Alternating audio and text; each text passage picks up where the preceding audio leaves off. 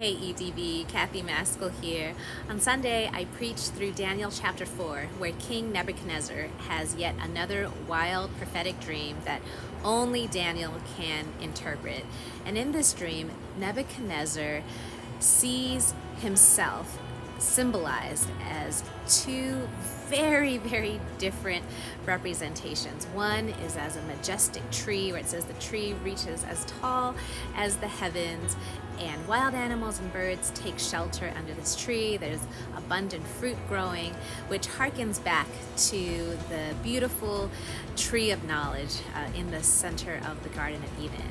And the second representation is him as a wild animal. And at the end of his dream, he hears a messenger from heaven saying that the Most High is sovereign over all kingdoms on earth and gives them to anyone he wishes and sets over them the lowliest of people.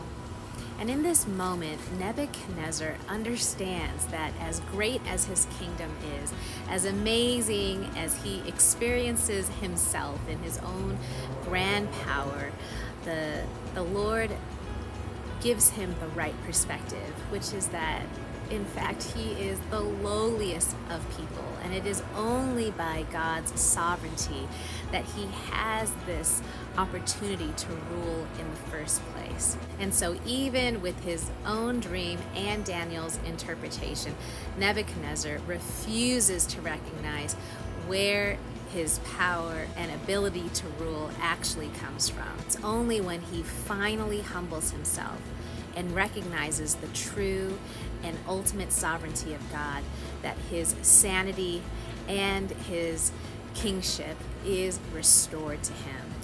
And the chapter ends with Nebuchadnezzar declaring his own good news about the truth of God's power, which is, I, Nebuchadnezzar, praise and exalt and glorify the King of heaven, because everything he does is right, and all his ways are just.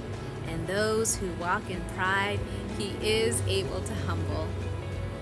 So I want to invite us today to again consider the ways that God may be sending us messengers to humble us, to help us to recognize who is in power, who is in control, and it ain't us. So today I pray for you, I pray for me, and for us as a community, that we would receive any messengers that God may be sending us, actually designed to humble us and to help us receive that gift of humility. And so if there's something that's coming up for you right now, I pray that you would be able to say yes by the power of the Holy Spirit to receive what God has in that, whether it feels that you've been slighted, whether you've been stopped in your tracks for some reason where your way wasn't the way that was picked, and that you could experience God speaking to you through that. Looking forward to worshiping together with you all again this Sunday at our new service time, 9:30 a.m.